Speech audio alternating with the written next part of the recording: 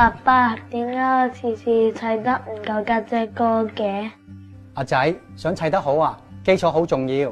如果最底結構做得唔好，之後先至嚟改就好困難噶啦。莫講話想砌得高。係啊，讀書亦都係一樣，打好基礎係好緊要嘅。讀書打好基礎同起樓一樣噶，係需要每個階段進行評估，先至可以及時發現潛在問題。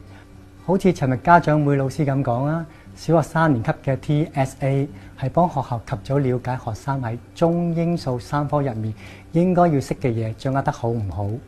萬一有掌握得唔好嘅嘢，喺之後3年嘅小學階段都仲可以有足夠時間追翻。